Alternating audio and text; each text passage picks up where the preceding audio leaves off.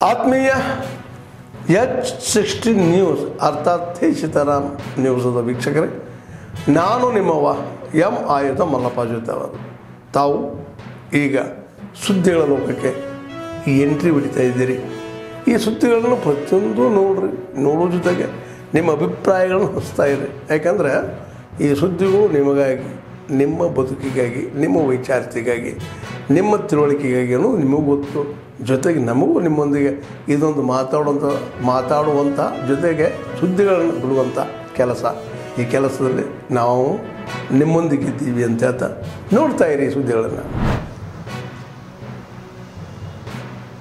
ನಮ್ಮ ಕರ್ನಾಟಕ ರಾಜ್ಯ ಸರ್ಕಾರದ SSLC ಆಗಲಿ PU ಆಗಲಿ ಫಲಿತಾಂಶ, ನಾವು ಶಿಕ್ಷಣ ಅಂತಂದಾಗ ಎಲ್ಲ ವಿದ್ಯಾರ್ಥಿಗಳಿಗೆ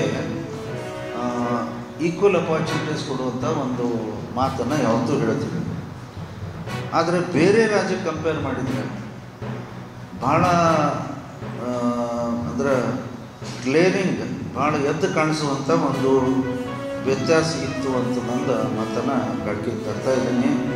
ಇದರಿಂದ ಈ ಡಿಸ್ಕ್ರಿಮಿನೇಷನ್ ಇರೋದ್ರಿಂದ ಇದು ಪಾಸಿಂಗ್ ಮಾರ್ಕ್ಸಲ್ಲಿ ಡಿಸ್ಕ್ರಿಮಿನೇಷನ್ ಇದೆ. ನಮ್ಮ ಸರ್ಕಾರದ SSLCಯಲ್ಲೇ ಉದಾಹರಣೆಗಾಗಿ 35% ಪಾಸಿಂಗ್ ಪರ್ಸೆಂಟೇಜ್ ಇದೆ. CBSE exams, central board of secondary education, ಬಹುಶಃ ನಮ್ಮ ರಾಷ್ಟ್ರದಲ್ಲಿ ಭಾಳ ದೊಡ್ಡ ಸಂಖ್ಯೆಯಲ್ಲಿ ಯಾವುದೇ ಒಂದು ಅಥಾರಿಟಿ ಅಡಿಯಲ್ಲಿ ಇವತ್ತು ಶಾಲೆಗಳಿದ್ದಾವಂತಂದ್ರೆ ಅದು CBSE ಶಾಲೆಗಳಿದ್ದಾವೆ. ಯಾಕಂದರೆ ದೇಶದ ಎಲ್ಲ ಭಾಗದಲ್ಲಿದ್ದಾವೆ. ಅದೇ ಅವ್ರವ್ರ ಸ್ಟೇಟದ ಬೇರೆ ಬೇರೆ ತಮ್ಮ SSLCನೂ ಇದೇ ರೀತಿ ಬೇರೆ ರಾಜ್ಯದಲ್ಲಿ ಕೂಡ ತಮ್ಮ ಬೋರ್ಡ್ಗಳಿದ್ದಾವೆ. CBSEನಲ್ಲಿ ಪಾಸಿಂಗ್ ಪರ್ಸೆಂಟೇಜ್ 33, ನಮ್ಮಲ್ಲಿ 35. ಇದರಲ್ಲಿ ಏನು 2% ವ್ಯತ್ಯಾಸ ಆಗಿರಬಹುದಾ ಅಂತ ಅನುಭವ ತನಗೆ.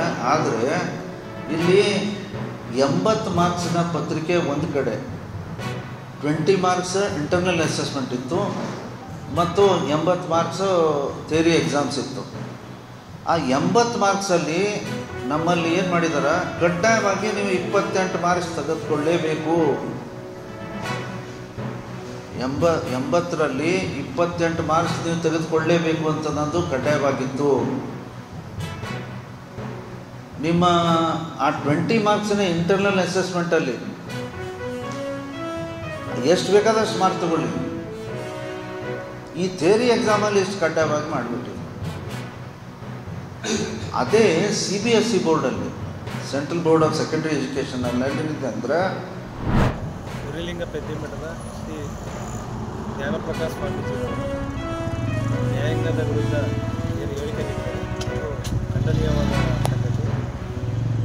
ಸ್ವಾಮೀಜಿಗಳು ನ್ಯಾಯಾಂಗವನ್ನು ಅಪಮಾನಿಸಿರ್ತಕ್ಕಂಥದ್ದು ಸಂವಿಧಾನ ವಿರೋಧಿ ಕೃತ್ಯ ಅಂತಲೂ ಕರಿಬೋದು. ಯಾಕಂದರೆ ಮುಂದಿನ ದಿನಗಳಲ್ಲಿ ಸಂವಿಧಾನ ವಿರೋಧಿ ಕೃತ್ಯ ಮಾಡುವ ಸಂಖ್ಯೆ ಉಲ್ಬಣ ಆಗುತ್ತೆ. ಆ ಕಾರಣದಿಂದಾಗಿ ನಮ್ಮ ಸಂಘದಿಂದ ಇವತ್ತು ಖಂಡಿಸಿ ನ್ಯಾಯಾಲಯ ಕಲಾಪವನ್ನು ಬಹಿಷ್ಕರಿಸಲಾಯಿತು.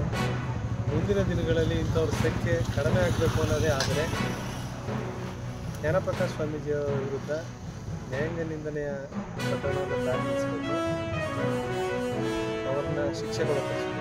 ಇಲ್ಲ ಅಂತಂದರೆ ಜ್ಞಾನಪ್ರಕಾಶ್ ಸ್ವಾಮೀಜಿಯವರು ತಮ್ಮ ಹೇಳಿಕೆಯನ್ನು ಹಿಂಪಡೆದು ನ್ಯಾಯಾಂಗದ ಕ್ಷಮೆ ಕೋರಬೇಕು ಅಂತ ಈ ಮೂಲಕ ನಾವು ಮನವಿ ಮಾಡ್ತೀವಿ.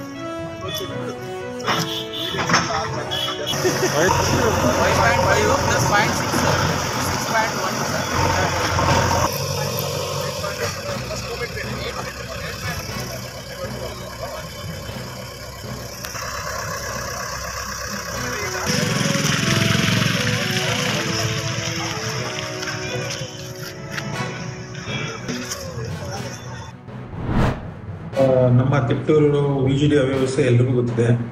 ಸೊ ಈಗಾಗಲೇ ಹಲವಾರು ಬಾರಿ ಹೋರಾಟ ಮಾಡಿದ್ದೀವಿ. ನಮ್ಮ UGD ಅವ್ಯವಸ್ಥೆಯಿಂದ ನಮ್ಮ ಏನು ಘನತ್ಯಾಜ್ಯದ ನೀರು ಇವತ್ತು ಇಂಡಿಸ್ ಕೆರೆ ಮುಖಾಂತರ ನೇರವಾಗಿ ಕಿತ್ತೂರು ಕೆರೆ ಸೇರಿಕೊಂಡು ಮಲಿನಗೊಳಿಸಿ ಇವತ್ತು ಕಿತ್ತೂರಿಗೆ ನೀರಿದ್ದಂಗೆ ಆಯಿತು. ಇವತ್ತು ಡೈರೆಕ್ಟ್ ಚಾನಲ್ ಮುಖಾಂತರ ನೀರು ಕೊಡ್ತಾ ಇದ್ದಾರೆ. ನಮಗೆ ಶಾಶ್ವತ ಪರಿಹಾರ ಅಲ್ಲ ಅದು. ಇವತ್ತು UGD ಅವ್ಯವಸ್ಥೆ ಏನು STP ಘಟ್ಟಕ್ಕೆ ಹೋಗಿ ಅದನ್ನು ಮಾಡಬೇಕಾಗಿತ್ತು, ಅದನ್ನು ಮಾಡೋದಕ್ಕೆ ವಿಫಲರಾಗಿದ್ದಾರೆ. ಅವರು ಬಾರಿ ಹೋರಾಟ ಮಾಡಿದ್ರು. ಇದಕ್ಕೆ ಯಾರು ನಗರಾಡಳಿತ ಇತ್ತು, ಶಾಸಕರ ಬಗ್ಗೆ ಗಮನ ಹರಿಸ್ತಾ ಇಲ್ಲ. ಹಾಗಾಗಿ ದೊಡ್ಡ ಮಟ್ಟದಲ್ಲಿ ಒಂದು ಹೋರಾಟ ಮಾಡೋದಕ್ಕೆ ತಿಪ್ಟೂರು 27 ಸೋಮವಾರ ಬೆಳಗ್ಗೆ 11 ಗಂಟೆಗೆ ತಿಪ್ಟೂರು ಕೆರೆಯಿಂದ ನಗರಸಭೆ ಸರ್ಕಲ್ವರೆಗೂ ಒಂದು ಪಾದಯಾತ್ರೆ ಹಮ್ಮಿಕೊಂಡಿದ್ದೀನಿ. ದಯಮಾಡಿ ಬನ್ನಿ, ಎಲ್ಲ ನಾಗರಿಕರು ಇರ್ಬೋದು, ಸುತ್ತಲಿನ ಹಳ್ಳಿಯ ಜನರಿರ್ಬೋದು, ಬನ್ನಿ ನಮ್ಮ ಹೋರಾಟದಲ್ಲಿ ಹೆಜ್ಜೆ ಹಾಕೋಣ. ಆತ್ಮೀಯರೇ, ಎಲ್ಲ ಸುದ್ದಿಗಳನ್ನು ನೋಡಿದ್ರಲ್ಲ, ಏನು ಅನಿಸ್ತು ನಿಮಗೆ? ಇದರಲ್ಲೇ ನಿಮಗೆ ಲೈಕ್ ಆಗಿರ್ಬೋದು, ಡಿಸ್ಲೈಕು ಆಗಿರ್ಬೋದು, ಕಾಮೆಂಟ್ ಬೇಡಪ್ಪ ಅಂತೂ ಅನಿಸಿರ್ಬೋದು, ಕಾಮೆಂಟ್ ಮಾಡಬೇಕಪ್ಪ ಅನಿಸ್ಬೋದು, ಶೇರ್ ಮಾಡಬಾರ್ದಪ್ಪ ಅನಿಸಿರ್ಬೋದು, ಅದು ಮಾಡಬೇಕು ಅನಿಸಿರ್ಬೋದು. ಏನಾದರೂ ಆಗಲಿ ಶೇರ್ ಮಾಡ್ತಾಯಿರಿ, ಈ ನ್ಯೂಸ್ಗಳನ್ನ ಹಂಚ್ತಾ ಇರಿ, ಜೊತೆಗೆ ಇದಕ್ಕೆ ಸಬ್ಸ್ಕ್ರೈಬ್ ಆಗ್ತಾಯಿರಿ ಅಂತ ಹೇಳ್ತಾ H16 ನ್ಯೂಸ್ ಅರ್ಥಾತ್ ಹೇ ಸೀತಾರಾಮ್, ಇದು ಸತ್ಯದ ಕೈಗೆ ನಡಿ. ವಂದನೆಗಳು.